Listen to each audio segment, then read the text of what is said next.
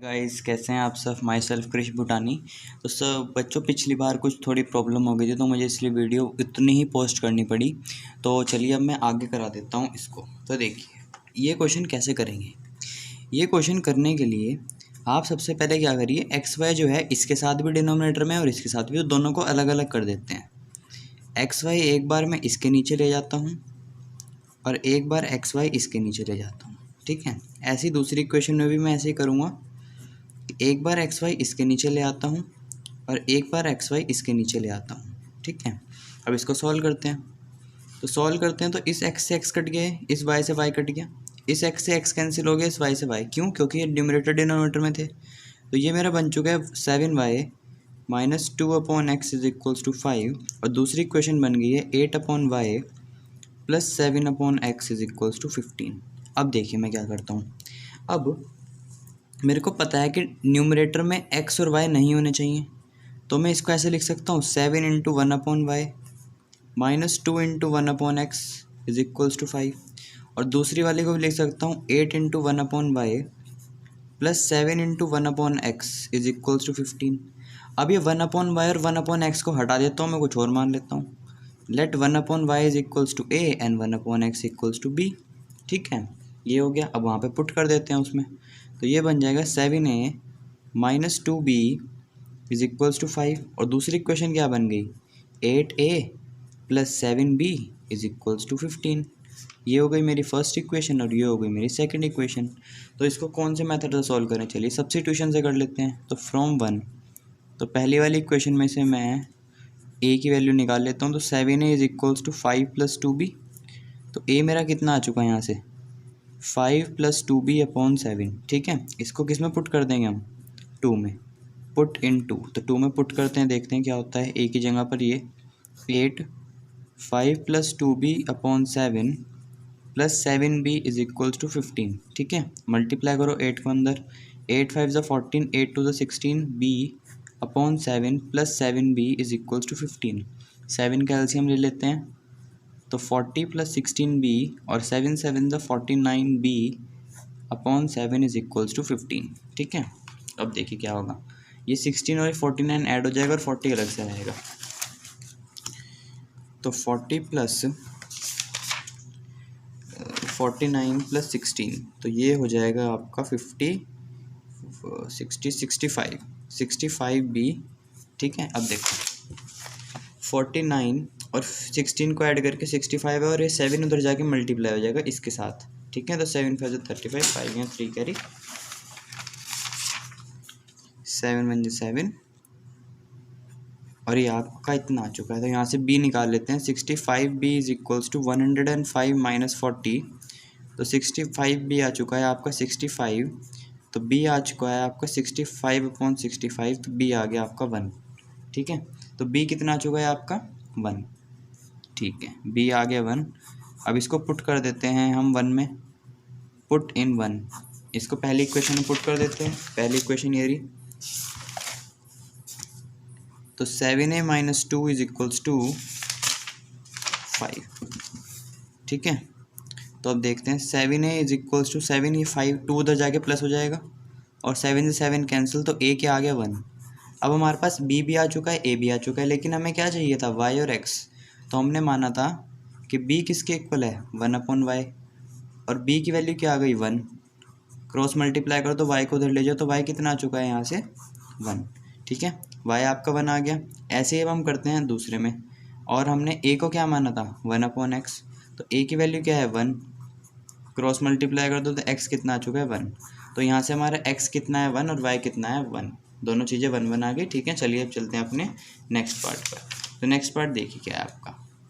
अब ये भी सेम क्वेश्चन तो है थोड़ा थोड़ा, लेकिन इसमें केस बन जाते हैं। केस मतलब देखो, सबसे पहले बनाता हूँ मैं केस फर्स्ट। इस केस में क्या होता है, इफ़ x इक्वल टू 0 और y इज इक्वल टू 0। देखो, अगर x 0 हो गया या इसमें y 0 हो गया, तो समझ लो आप इसमें x 0 है। अगर x 0 है तो ये 0 से मल्टीप्लाई होकर चीज़ पूरी 0 हो जाएगी और ये भी पूरी चीज़ 0 हो जाएगी, और 3y इक्वल टू 0 तो y भी 0। तो आप ये कह सकते हो, अगर x की वैल्यू 0 है तो y की वैल्यू 0, अगर x की वैल्यू 0 है या y की वैल्यू 0 है, तो आंसर क्या हो जाएगा हमारा तो आंसर हो जाएगा x equal to 0 and y equal to 0। दोनों में से अगर एक भी 0 है तो दोनों 0 हो जाएंगे। ये तो केस 1 है। अब यहाँ पर लेते हैं केस 2 कि अगर x 0 नहीं है और y भी 0 नहीं है। अब दोनों में से कोई भी 0 नहीं है तो क्या करेंगे, हम इस एक्स वाई को उधर नीचे ले जाएंगे। और जैसा पिछले वाला क्वेश्चन था, ये बिल्कुल सेम क्वेश्चन वैसे ही बन चुका है। ठीक है, तो याद रखना, अगर कभी एक्स वाई उधर हो ना तो पहले उसमें ये बात बतानी होती है। अगर आप खुद भी रख के देख लो, किसी भी एक एक्स को या वाई को 0 रख दो तो हमेशा x 0 और y 0 ही आएगा। रख के देख लेना, एक बार x को 0 रखना दोनों में और एक बार y को 0 रखना, तो दोनों बार x इक्वल टू 0 और y इक्वल टू 0 आएगा।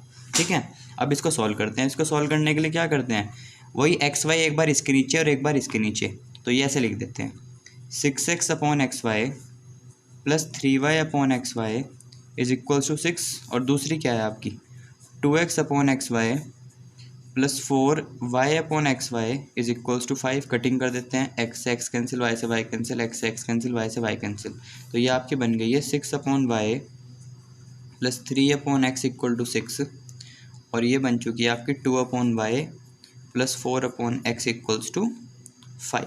ठीक है, तो अब मैं क्या करता हूँ, अब मैं मान लेता हूँ लेट 1 अपॉन वाई को मान लेता हूँ a और 1 अपॉन एक्स को मान लेता हूँ b। तो मेरी इक्वेशंस क्या बन जाएंगे, अब देखते हैं। 1 अपॉन वाई की जगह पर a रख देते हैं तो मेरी इक्वेशन बन जाएगी 6a plus 3b is equal to 6, और दूसरी बन जाएगी 2a plus 4b is equals to 5। ये बन गई। अब देखिए मैं क्या करता हूँ, दूसरी इक्वेशन को 3 से मल्टीप्लाई कर देता हूँ। क्यों, क्योंकि ये हो जाएगा 3 2 जा 6 और फिर ये मेरे दोनों सेम हो जाएंगे, तो मैं एलिमिनेशन मेथड लगा सकता हूँ। तो ये मेरा बन जाएगा 6a plus 3b is equal to 6, और 3 2 जा 6a प्लस 4 3 जा 12 प्लस 5 3 जा 15। ठीक है, ये हो गया। अब यहाँ पे कटिंग हो जाएगी, साइन चेंज हो जाएंगे, तो ये कट हो गया। 12 में से 3 गया -9b, और 15 में से 6 गया, कितना बचेगा -9, माइनस से माइनस कैंसिल, तो b is equals to 9 upon 9, तो b आ चुका है यहाँ से 1।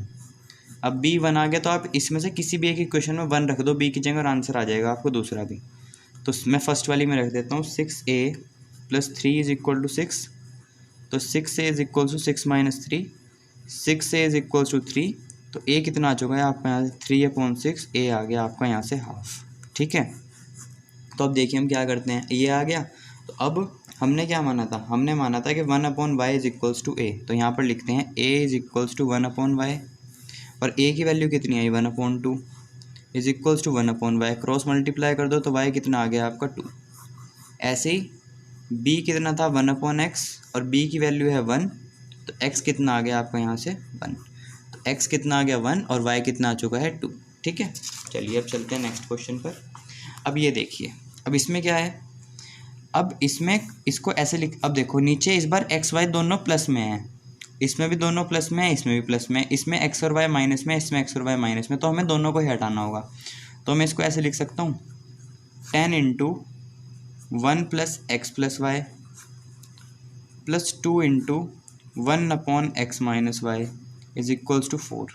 ठीक है, और 15 upon 1 upon X plus Y -5 upon 1 upon X minus Y is equals to -2। अब मैं क्या करता हूँ, 1 इसको पूरे को let 1 upon X plus Y को a मान लेता हूँ, और 1 अपॉन एक्स माइनस वाई को मैं b मान लेता हूँ, और उसमें पुट कर देते हैं अब।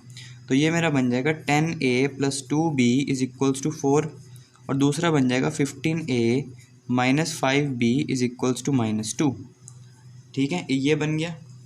अब मैं देखिए क्या करता हूँ, अब इसको सॉल्व करते हैं। बस सिंपली सॉल्व करने के लिए क्या करें, कौन सा मेथड लगाएं, तो देखो यहाँ पे 15 है यहाँ पे, तो मैं क्या करता हूँ ऊपर वाली इक्वेशन को तो मैं 3 से मल्टीप्लाई कर देता हूँ। क्यों, क्योंकि यहाँ पे बन जाएगा 10 3 जा 30, और नीचे वाली इक्वेशन को मैं 2 से मल्टीप्लाई कर देता हूँ, तो ये बन जाएगा 5 15 2 जा 30। तो देखो दोनों इक्वेशंस कैसी बनेंगी, 30a प्लस 3 2 जा 6 प्लस 4 3 जा 12, और दूसरी वाली 15 2 जा 30, 5 2 जा 10 और 2 2 जा 4। तो अब इसमें एलिमिनेशन मेथड लग सकता है, क्योंकि ये 30 और 30 सेम आ गए, तो साइन चेंज कर देते हैं। ये कैंसिल हो चुका है। 6 और 10 कितना होता है 16, और 12 और 4 कितना होता है 16, तो b कितना आ चुका है यहाँ 16 अपॉन 16, तो b आ गया आपका 1।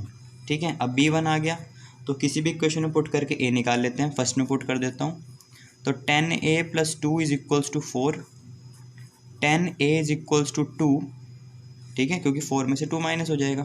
तो a कितना आ गया आपका यहाँ से 1/5। अब a आ गया और b भी आ गया। अब देखते हैं आगे क्या करते हैं। अब हमने क्या माना था, हमने माना था 1/x + y = a। ठीक है, तो a की वैल्यू पुट करते हैं। a की वैल्यू यहाँ पे पुट कर दी। अब इसको क्रॉस मल्टीप्लाई कर दो, तो 5 = x + y। एक इक्वेशन तो ये बन गई मेरी। और दूसरा हमने माना था 1/x - y = b, और b आया था हमारा 1। क्रॉस मल्टीप्लाई कर दो तो एक इक्वेशन ये बन गई x - y = 1। अब फिर दो इक्वेशन बन गई। अब इनको दोबारा सॉल्व करना पड़ेगा हमें। तो एक तो थी x + y = 5 और x - y = 1। ये कट जाएंगे आपस में, क्योंकि सेम साइन के, अलग अलग साइन के हैं। x और x कितना हो जाएगा 2x, 6 और 1 5, वो 5 और 1 6। तो x = 6/2। तो x कितना आ चुका है आपको यहाँ से 3। x आ गया 3, तो इसमें से फर्स्ट वाली में मैं 3 को पुट कर देता हूँ। 3 + y = 5। तो y कितना आ गया आपका 5 - 3, और y कितना आ गया आपका 2। तो इसमें से x आ गया 3 और y आ गया है हमारा 2। ठीक है, चलिए आगे चलते हैं। ये भी बिल्कुल सेम क्वेश्चन वैसा ही है। तो इसमें मैं क्या करता हूँ, 1/3x + y को तो a मान लेता हूँ, और 1/3x - y को b मान लेता हूँ। ठीक है, तो मेरा आंसर हो जाएगा। नीचे से x y तो हटाना है बस। तो मैं क्या करता हूँ, मैं मान लेता हूँ let 1/3x + y = a and 1/3x - y = b। उसमें पुट करते हैं, पुट करो। तो a + b = 3/4। पहली इक्वेशन तो ये बन गई, और दूसरी क्या बन गई, a/2 माइनस b/2 = -1/8। ठीक है, तो अब मैं देखिए क्या करता हूँ। इसमें क्या करता हूँ, मैं दोनों इक्वेशन में एलसीएम ले लेते हैं। पहले इस 4 को इधर जाके मल्टीप्लाई कर देता हूँ। ये इधर है ना डिनोमिनेटर में, तो उधर न्यूमिनेटर में चला जाएगा। तो ये बन गया मेरा 4a + 4b = 3। ठीक है, अब मैं इधर क्या करता हूँ, इधर 2 है ना, तो इस 2 को देखो मैं लिख के दिखा देता हूँ आपको। ये बन जाएगा a - b के नीचे 2 और = -1/8। इसको क्रॉस मल्टीप्लाई कर दूंगा। तो देखो फर्स्ट इक्वेशन तो ऐसी ही रहेगी आपकी जैसी पहले थी, और अब इसको 8 को इधर मल्टीप्लाई कर दो तो ये बन जाएगा 8a - 8b = -2। ठीक है, अब इसको सॉल्व करते हैं। कैसे करेंगे, मैं क्या करता हूँ, ऊपर वाली में 2 मल्टीप्लाई कर देता हूँ। तो ये दोनों इक्वेशन कैसी बन जाएंगी, ये बन जाएगी 8a + 8b = 6, और नीचे वाली है 8a - 8b = -2। तो ये कैंसिल हो जाएंगे आपस में, क्योंकि अलग अलग साइन के हैं। और 8 और 8 कितना होता है 16a, और 6 में से 2 गए 4। तो a कितना आ चुका है आपका यहाँ से 4/16। तो a आ गया आपका यहाँ से 1/4। ठीक है, अब a आ चुका है। a को किसी भी इक्वेशन में पुट कर देते हैं। इस वाली में मैं a को 1/4 पुट कर देता हूँ। तो देखिए a × 1/4 + 4b = 3। इस 4 से 4 कैंसिल, तो 4b कितना आ गया 3, और b कितना आ गया आपका 3/4। तो अब आपके पास a भी आ चुका है और b भी आ चुका है। चलिए अब आगे चलते हैं। तो एक a को हमने क्या माना था, a को माना था हमने 3x + y। तो यहाँ पे a की वैल्यू पुट करिए 1/4 = 1/3x + y। ठीक है, इसको कर दो क्रॉस मल्टीप्लाई, तो 3x + y = 4। एक इक्वेशन ये बन गई आपकी। ठीक है, और अब हमने b को क्या माना था, b को माना था हमने 1/3x - y, और b कितना आया था अभी हमारा सॉल्व करके 3/4। तो इसको यहाँ पे पुट करते हैं। अब इसको कर दो क्रॉस मल्टीप्लाई, तो ये हो जाएगा 3 × 3x - 4 = 4। ठीक है, तो अब दूसरी इक्वेशन आपकी ये बन गई। इसको 3 को मल्टीप्लाई कर लेते हैं। 3 3 = 9x - 3y = 4। तो दूसरी इक्वेशन आपकी ये बन गई। एक ये रही और एक ये रही। अब इनको सॉल्व कर लेते हैं दोबारा। तो देखिए, तो ये बनी थी पहली इक्वेशन, तो 3x + y = 4, दूसरी 9x + 3y = 4। ठीक है, तो ऊपर वाली को मैं 3 से मल्टीप्लाई कर देता हूँ, तो 3 3 = 9 बन जाएगा x के आगे। तो ये मेरा बन गया 9x + 3y = 12, और दूसरी इक्वेशन है 9x + 3y = 4। ठीक है, अब देखिए मैं क्या करता हूँ। अब इस क्वेश्चन में आप कर दो, एक सेकेंड, यहाँ पे है 9x माइनस, तो यहाँ पे आएगा माइनस, तो ये कटिंग हो जाएगी, क्योंकि यहाँ पे पहले से ही माइनस था। देखो ये देखो, ये यहाँ पे ही माइनस है, ठीक है, तो इसलिए वहाँ पे माइनस आ गया, तो ये कटिंग हो गई। तो 9 और 9 कितना होता है 18, और 6 12, और 4 कितना हो जाता है 16, ठीक है। तो x की वैल्यू, एक सेकंड कुछ प्रॉब्लम हो रही है, ये देखो ध्यान से, ये एक यहाँ पे गलती हो गई मेरे से। ये देखो 4 से 4 कटा, तो यहाँ पे क्या बचा 1 + 4 4b = 3। तो यहाँ पे ऐसे ही तो बचा अगले स्टेप में 1 + 4b = 3। अब 1 को उधर ले जाएंगे तो एक स्टेप और आएगा यहाँ पे, अभी देखो, तो ये बन जाएगा 4b = 3 - 1, क्योंकि 1 उधर जाके 3 में से भी तो माइनस होगा। तो 4b कितना आ चुका है आपका यहाँ से 2, तो b कितना आएगा आपका 2/4, तो b आएगा आपका हाफ। तो इसे कटिंग कर दो, तो b आएगा आपका 1/2, ये है सही, b 1/2 आया। तो अब हम क्या करते हैं, इस 1/2 को जहाँ पे हमने 3/4 पुट करा था वहाँ पे 1/2 पुट करते हैं। अब क्या करते हैं, इसको क्रॉस मल्टीप्लाई, तो ये इधर आ जाएगा = 2। तो आपकी इक्वेशन ये बन गई, ठीक है। गलती हो गई थी मेरे से, मैं भी तो इंसान हूँ, गलती तो देखो हो ही जाती है सबसे। तो अब हमें एक इस इक्वेशन को और इस इक्वेशन को सॉल्व करना है, ठीक है। तो पहली इक्वेशन थी आपकी 3x + y = 4, दूसरी है 3x - y = 2, ठीक है। ये कटिंग हो गई, क्योंकि अब तो मैंने बहुत बार ये कर लिया ना क्वेश्चन, तो आंसर कई कई याद हो गया मुझे, तो इसलिए मुझे पता लग गया एकदम से कुछ गलती हो रही है। और 3 और 3 कितना होता है 6x, और 4 और 2 कितना होता है 6। तो x कितना आ जाएगा 6/6 = 1। तो x की वैल्यू कितनी आ गई 1। अब निकालते हैं y को इसमें पुट कर देता हूँ, x को 1, तो मैं कर देता हूँ 3 + y = 4। तो ये आ जाएगा मेरा 3 + y = 4, 3 उधर जाके माइनस हो जाएगा, तो y भी कितना आ गया 1। तो यहाँ से आपका x भी 1 आ गया और y भी 1। चलिए अब चलते हैं आगे अपनी वर्ड प्रॉब्लम्स की तरफ।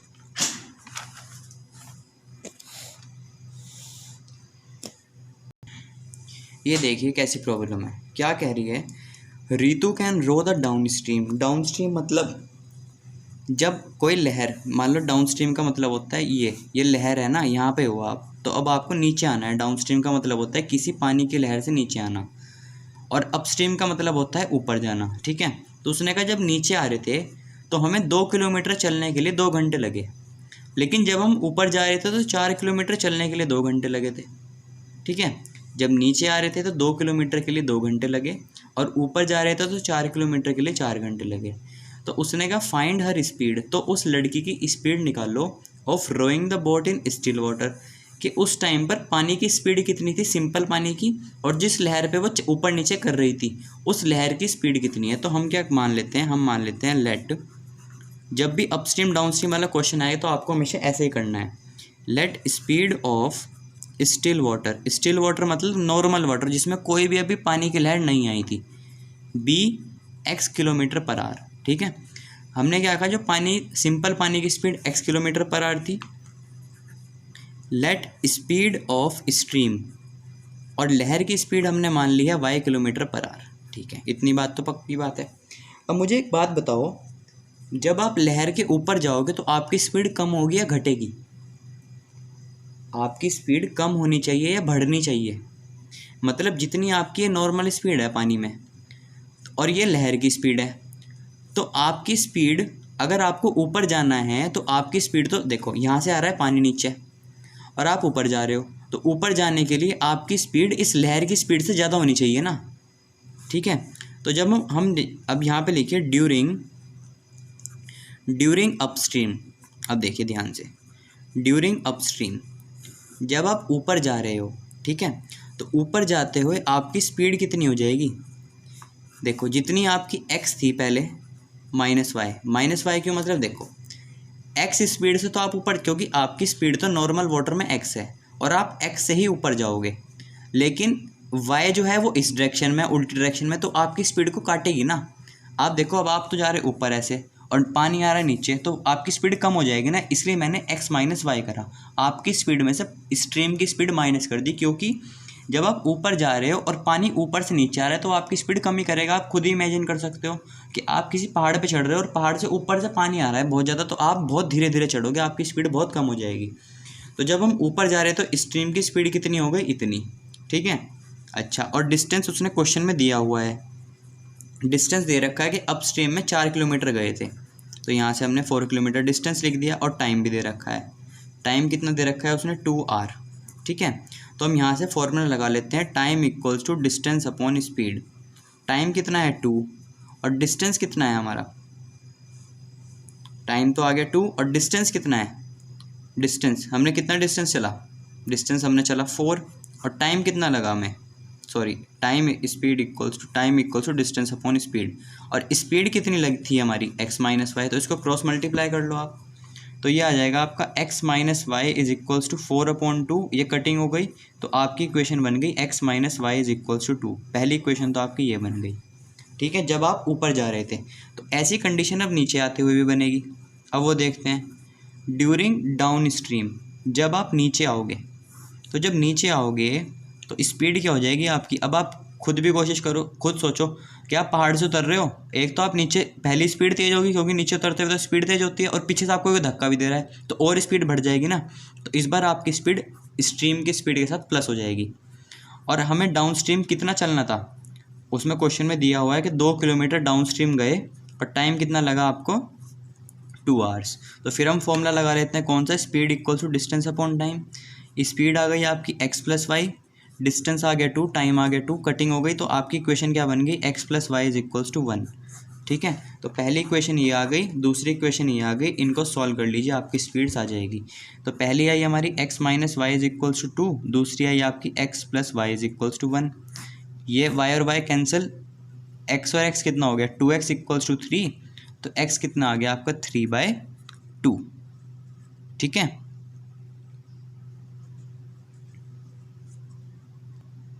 स्टूडेंट्स एक गलती और हो गई है मेरे से आज, कि जो क्वेश्चन में यहाँ पे 20 था, डाउन स्ट्रीम 20 गया हो, ठीक है, तो यहाँ पे डाउन स्ट्रीम में 20 हो जाएगा, यहाँ पर 20 हो जाएगा और यहाँ पर 10 हो जाएगा, कुछ ज़्यादा वो नहीं आई, तो यहाँ पर भी 10 हो गया, तो 10 और 2 कितना हो जाता है आपका 12, तो 12/2 कितना हो जाएगा 6, तो x आ गया आपका 6 किलोमीटर पर आवर, और x हमने क्या माना था, x माना था हमने नॉर्मल वाटर में स्पीड, तो मतलब हमारी नॉर्मल वाटर में स्पीड है 6 किलोमीटर पर आवर, ठीक है।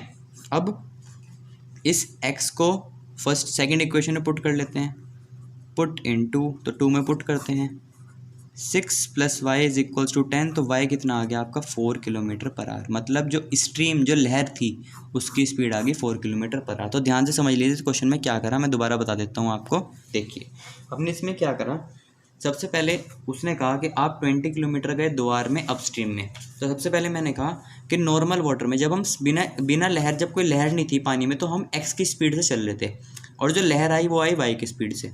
अब जब लहर के ऊपर चढ़ेंगे तो हमारी स्पीड कम हो जाएगी, आप खुद सोचो पहाड़ पे चढ़ रहे हो और ऊपर से पानी आ रहा है तो स्पीड कम होगी, और हमारा डिस्टेंस इतना था, टाइम इतना था, हमने speed equal distance upon time का फॉर्मूला लगा और हमारी इक्वेशन बन गई।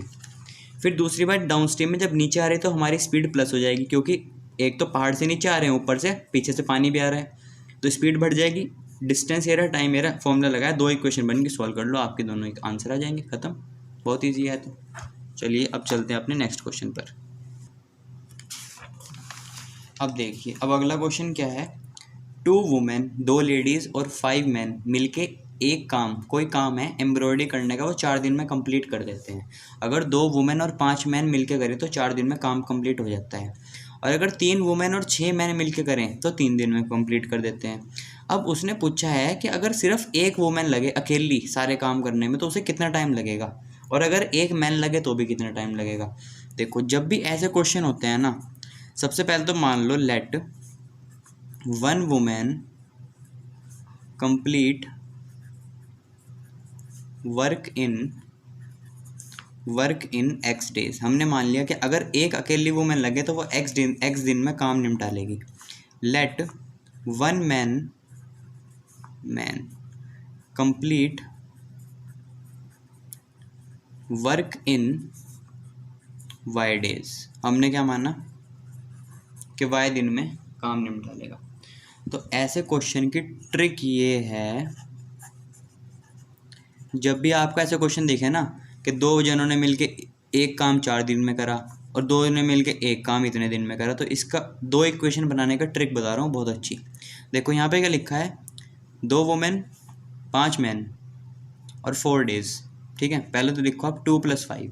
यहाँ लिखा है 2 वुमेन ने और 5 मैन ने, 2 वुमेन ने और 5 मैन ने एक काम 4 दिन में करा। ठीक है, तो यहाँ पे लिखो 2 + 5 = 4। इतनी बात लिख दो पहले। 2 वुमेन और 5 मैन ने एक काम कितने दिन में करा, 4 दिन में, तो मैंने क्या लिख दिया, 2 + 5 = 4। ठीक है, अब मैंने वुमेन के लिए क्या माना था, x, तो वुमेन के नीचे मैं x से डिवाइड कर देता हूँ, और मैन के लिए क्या माना था, y, तो मैं y को इसके नीचे डिवाइड कर देता हूँ। ठीक है, अब यहाँ पे फ्रैक्शन बन गया, यहाँ पे फ्रैक्शन बन गया, तो मैं यहाँ पे फ्रैक्शन बना देता हूँ, यहाँ 4 ना लिख के 1/4 लिख देता हूँ। तो पहली इक्वेशन ये बन गई मेरी। ठीक है, अब ऐसे दूसरी इक्वेशन बना लो आप। उसने कहा 3 वुमेन और 6 मैन मिलके एक काम 3 दिन में कंप्लीट करते हैं, तो मैं लिखता हूँ 3 वुमेन और 6 मैन एक काम 3 दिन में कंप्लीट करते हैं। अब ये वुमेन थी, इसके नीचे x कर दो, इसके नीचे y कर दो। जिसके मैंने वुमेन के लिए x माना था तो इसलिए x से डिवाइड कर दिया, मैन के लिए y माना तो इसलिए y से डिवाइड कर दिया। और अब हम क्या करेंगे, यहाँ पे 1/, यहाँ पे भी अपॉन कर देंगे, क्योंकि जब यहाँ पे फ्रैक्शन, यहाँ पे फ्रैक्शन और यहाँ पे, अब इसका लॉजिक समझ लो कि मैं ऐसा कर क्यों रहा हूँ। देखो, उसने कहा कि एक आदमी कितने दिन में पूरा करेगा, एक मैन और एक वुमेन।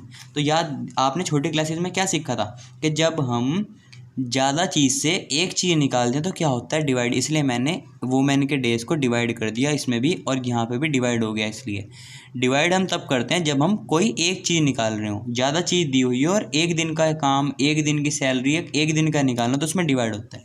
ठीक है, तो अब ऐसी इक्वेशन तो हमने अभी सॉल्व करी थी। कैसे क्या करते हैं इसमें, हम लेट 1/x को a मान लेते हैं और 1/y को b मान लेते हैं। तो इक्वेशन क्या बन जाएगी आपकी, 2a + 5b = 1/4, और दूसरी बन जाएगी आपकी 3a + 6b = 1/3। अब ये 4 को इधर मल्टीप्लाई कर दो और 3 को भी, तो क्या इक्वेशन बन जाएगी, 4 × 2 = 8 + 5 × 4 = 20 = 1, और 3 × 3 = 9 + 6 × 3 = 18 = 1। ये दो इक्वेशंस बन गई। अब क्या करेंगे, अब इसका सॉल्व कर लो बस। तो सॉल्व करने के लिए मैं क्या करता हूँ कि इसमें सब्स्टिट्यूशन लगा देता हूँ। चलो, इसको मान लेते हैं फर्स्ट, इसको मान लेते हैं सेकंड। ठीक है, तो फर्स्ट वाली में से मैं कुछ वैल्यू निकाल लेता हूँ। 8a = 1 - 20b, तो a की वैल्यू आ गई मेरी 1 - 20b/8। इसको मैं सेकंड में पुट कर देता हूँ, पुट इनटू, तो दूसरी में पुट करो, तो ये आ जाएगी 9 1 - 20b/8 + 18b = 1। ठीक है, अब 9 को अंदर मल्टीप्लाई करो, 9 × 1 = 9, 9 × 2 = 18b, और एलसीएम भी ले लेता हूँ एक साथ। तो 8 × 8 = 64, 4 यहाँ 6 कैरी, 8 × 1 = 8 और 6 कितना होता है, 114। अब 8 को उधर मल्टीप्लाई कर दो, 9, और ये आ जाएगा -34b = 8, 9 - 8 = 34b, तो ये आ गया 1/34 = b। तो b की वैल्यू आ गई मेरी 1/34। ठीक है, इतनी बात क्लियर हुई। अब मैं इसको किसी भी फर्स्ट में रख देता हूँ। चलो, पुट इन फर्स्ट। एक सेकेंड, कुछ गलती हो रही है आज, क्या हो गया, बार बार गलती क्यों हो रही है इतनी। अच्छा, कुछ नहीं है तो कुछ नहीं, बस मल्टीप्लाई में वो माइनस में दिक्कत थी, कुछ नहीं, ज़्यादा दिक्कत नहीं है, तो ऐसी होगी। ठीक है, कुछ नहीं, दिक्कत नहीं। अब इसको 1/36 को मैं b में पुट कर देता हूँ, तो पुट इन 1, तो 8a + 20, और b की वैल्यू क्या आ जाएगी, 1/36 = 1। तो 8a = 1 - 20/36, इसकी थोड़ी सी कटिंग कर लेते हैं, 10/18, ये और कट जाएगा 5/9। तो 8a आ चुका है आपका 9 - 5/9, तो 8a आ गया आपका 4/9। ठीक है, तो 8 को इधर ले आता हूँ मैं, तो ये बन गया 4/8 × 9, कटिंग हो जाएगी, 4 × 1 = 4 × 2 =, तो ये बन गया 1/18। ठीक है, तो अब हमने a आ गया 1/18। ठीक है, चलो ये तो हमने लिख भी लिया, वहाँ पे जगह बच जाएगी, क्योंकि इतनी जगह नहीं है मेरे पास। तो a क्या आ गया, a को हमने क्या माना था, 1/x, तो a की वैल्यू कितनी आई, 1/18, क्रॉस मल्टीप्लाई कर दो तो x आ गया आपका 18। ऐसे ही b को हमने क्या माना था, 1/y, बी कितना आया हमारा 1/36, क्रॉस मल्टीप्लाई कर दो तो वाई कितना आ गया आपका 36। तो ये आपके अगर एक अकेली वुमेन लगे तो वो 18 दिन में काम कर देगा, और अकेला मैन लगे तो वो 36 दिन में काम पूरा करेगा। चलिए अब चलते हैं अपने नेक्स्ट क्वेश्चन पर। ये देखिए, Ruhi travel 300 kilometre to her home partly by train and partly by bus. Ruhi को अपने घर जाना है जिसका घर 300 किलोमीटर दूर है, तो आधे रास्ते वो ट्रेन से जाएगी और आधे रास्ते बस से जाएगी। उसे 4 घंटे लगेंगे अगर वो 60 किलोमीटर तो ट्रेन से करे कवर और बाकी बचा वो बस से, और उसे 10 मिनट ज़्यादा लगेंगे अगर वो 100 किलोमीटर ट्रेन से करती है और बाकी बचा हुआ बस से। तो जब भी ऐसा क्वेश्चन आए ना, तो आप ना एक बॉक्स बना लिया करो ऐसे, इसमें थोड़ी कैलकुलेशन करने में आसानी हो जाती है हमें। तो हम यहाँ क्या मान लेते हैं कि वो बस से कितना चली, ट्रेन से कितना चली, और उसको टाइम कितना लगा। ठीक है, तो पहला केस क्या कहता है, तो हम यहाँ पे मान लेते हैं लेट, उसने कहा ना स्पीड निकालो ट्रेन और उसकी, तो चलो तो बाद में भी लिख देते हैं। उसने कहा अगर वो 60 किलोमीटर ट्रेन से चले, तो अगर वो 60 किलोमीटर ट्रेन से चली गई तो बाकी बचा हुआ कितना हो गया, 300 में से 60 गए, क्योंकि टोटल तो उसे 300 जाना था ना, तो बाकी बचा हुआ बस से जाएगी। तो उसे कितनी देर लग रही थी, उसमें लिखा हुआ है, तो उसे लगेगा 4 आवर्स, तो उसे 4 आवर्स लगेंगे। और लेकिन अगर वो 100 किलोमीटर ट्रेन से जाती है और बाकी बचा हुआ बस से, तो मतलब 200 किलोमीटर बस से जाएगी, तो उसको लगेंगे 10 मिनट फालतू, तो 1 आवर प्लस 10 मिनट। तो मैं मिनट को आर में कन्वर्ट कर लेता हूँ, क्योंकि ये आर में है ये मिनट में है तो गलती हो जाएगी। तो मैं इसको लिख लेता हूँ 4 आवर प्लस मिनट में, आर में डिवाइड करने, आर में करने के लिए क्या करते हैं 60 से डिवाइड, तो मैंने इसको कर दिया 60 से डिवाइड, और ये आ गया मेरा। तो अब इसको एलसीएम ले लेते हैं कटिंग करके, तो ये आ गया 6 4 जा 24 + 1 25/6 आवर्स। तो उसको तब लगेंगे इतने आवर्स। ठीक है, अब उसने कहा कि हमें स्पीड बतानी है ट्रेन और बस की अलग अलग, तो हमने मान लिया let speed of train be x, let speed of bus be y. Speed मान ली ट्रेन की एक्स और बस की वाई। ठीक है, अब मैं क्या करता हूँ, मैं टाइम के हिसाब से, मुझे क्या पता है कि टाइम क्या होता है, time is equals to distance upon speed. ठीक है, अब देखो मैं कैसे करता हूँ। केस फर्स्ट मेरा क्या था कि अगर वो 60 किलोमीटर ट्रेन से जाए, तो पहले ट्रेन के लिए क्या लगाता हूँ मैं, ये वाला फॉर्मूला, डिस्टेंस अपॉन टाइम। तो ट्रेन से कितना चली वो 60 किलोमीटर, तो यहाँ पे पुट करो डिस्टेंस में 60 किलोमीटर, और ट्रेन की स्पीड कितनी मानी है हमने x प्लस, क्योंकि अभी तो सिर्फ है ट्रेन से, बाकी बचा वो बस से चली ना, बस से चली वो 240, और बस की स्पीड कितनी थी y, और उसे टोटल टाइम कितना लगा 4 आवर्स, तो यहाँ पे आ जाएगा 4। तो पहली इक्वेशन ये बन गई। अब ऐसे ही केस 2 देखिए, इस बार 100 किलोमीटर ट्रेन से गई, तो इसमें रखो यहाँ पे 100 किलोमीटर डिस्टेंस और स्पीड है ट्रेन की x, और 200 किलोमीटर बस से गई, तो यहाँ पे डिस्टेंस और ये आ गया आपका y स्पीड, क्योंकि बस की स्पीड y थी। टोटल टाइम से कितना लगा 25/6, ये आ गई दूसरी इक्वेशन। अब नीचे से x और y हटाना है डिनोमिनेटर से, तो हमने क्या कहा 1/x को मान लेते हैं a और 1/y को मान लेते हैं b। ठीक है, अब उसमें पुट करते हैं, तो ये बन जाएगा आपका 60a + 240b is equals to 4, और दूसरी इक्वेशन बन जाएगी आपकी 100a + 200b is equals to 25/6। ये दो इक्वेशन बन गई आपकी। अब मैं क्या करता हूँ, देखिए इसको थोड़ा सिंप्लीफाई कर दो, क्योंकि इतने बड़े बड़े टर्म्स हैं 60 240, तो मैं क्या करता हूँ उसके लिए इन दोनों में से 4 कॉमन ले लेता हूँ। तो यहाँ पे बचेगा मेरा 4 1 4 4 5 20 + 4 6 ठीक है, ये बचा, और इस 4 से 4 इसलिए कैंसिल हो जाएगा आराम से, यहाँ पे 1 बच जाएगा बस। ठीक है, अब ऐसी दूसरी इक्वेशन में मैं 25 कॉमन ले लेता हूँ, तो अगर मैंने 25 कॉमन ले लिया तो अंदर बचेगा 4a + 8b is equal to 25/6, तो यहाँ से 25 से 25 कैंसिल हो गया। तो अब मेरी दो इक्वेशंस क्या बन गई, एक तो बनी 15a + 16 = 1, और एक 4a + 8b = 1/6। तो क्या बन गई मेरी दोनों equation, 15a + 6b is equals to 1, 60b, 4a + 8b is equals to 1/6। तो अब मैं क्या करता हूँ, इस 6 को उधर जाके मल्टीप्लाई कर देता हूँ तो मेरी इक्वेशन बन गई 15a + 60b = 1 और 6 4 जा 24a + 8 4 जा 36 8 6 जा 48 b = 1। तो ये 2 इक्वेशन मेरी बन गई। ठीक है, तो अब बस इनको सॉल्व कर लेते हैं। तो सॉल्व करने के लिए अब क्या करते हैं हम, ये 15a + 60b, तो अब इसको सॉल्व कर लेते हैं। तो कौन सा मेथड लगाएं? एलिमिनेशन तो यहाँ पे बहुत ज़्यादा मुश्किल हो जाएगा, तो सब्स्टिट्यूशन ही सही रहेगा। तो ये होगी फर्स्ट, ये होगी सेकंड। तो फ्रॉम फर्स्ट में से आप 15a = 1 - 60b लिख लिया। तो a कितना आ जाएगा यहाँ से, 1 - 60b/15।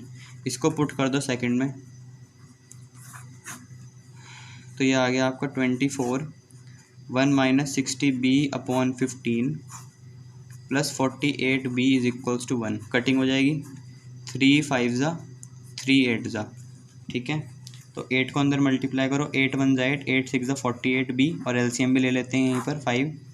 तो 5 इससे मल्टीप्लाई होगा, 8 5 जा 40, 0 या 4 कैरी, 5 4 जा 20, 24b = 1। ये 5 उधर चला जाएगा, तो 8 - 0 4 2 = 5। अब मैं क्या करता हूँ, 8 - 5 = 240b। ये आ गया मेरा कटिंग करके 3 = 240b, और 240 को इधर ले आता हूँ तो ये बन गया मेरा, कटिंग करते हैं 3 1 जा 3 8 जा। तो मेरा b कितना आ गया यहाँ से, 1/80। इसको मैं फर्स्ट इक्वेशन में पुट कर देता हूँ, पुट इन फर्स्ट। ये रही फर्स्ट इक्वेशन। तो 15a + 60/1/80 = 1। ठीक है, अब 0 से 0 कैंसिल, ये 2 ये 3, तो मेरा आ गया 15a = 1 - 2/3। ये 2/3 को मैं उधर ले गया हूँ, तो मेरा बन गया 15a = 3 3 - 2। ठीक है, तो यहाँ से आ गया 15। अब मैं क्या करता हूँ, इस 3 को उधर मल्टीप्लाई कर देता हूँ, 15 3 जा 45, a = 1। तो यहाँ से आपकी a की वैल्यू कितनी आ गई, 1/45। तो अब आपका a भी आ चुका है और b भी। तो हम इसको बाकी वैल्यू निकाल लेते हैं। क्या माना था हमने कहाँ गया, ये रहा, 1/x को a माना था और 1/y को b माना था। तो यहाँ पे लिख देते हैं 1/x = a। तो a की वैल्यू आई हमारी 1/45, तो क्रॉस मल्टीप्लाई कर दो और x आ जाएगा आपका 45 km/h। तो ट्रेन की स्पीड कितनी आ गई, 45 km/h। ऐसे 1/y को हमने b माना था और b आया है आपका 80, 1/80, क्रॉस मल्टीप्लाई कर दो तो y आ जाएगा 80 km/h। तो बस की स्पीड कितनी आ गई, 80 km/h। ठीक है, आई होप आपको ये एक्सरसाइज समझ आई होगी, और ये चैप्टर मेरी बहुत मेहनत लगती है इसको करने में। आपको मिलते हैं अपनी नेक्स्ट एक्सरसाइज के साथ, जो कि है ऑप्शनल एक्सरसाइज। मेरे चैनल को सब्सक्राइब कीजिए और वीडियो को लाइक कीजिए, अपने फ्रेंड्स के साथ शेयर कीजिए। Thank you so much. और कुछ कमी रह जाती है तो कमेंट सेक्शन में ज़रूर बताइएगा। Thank you so much.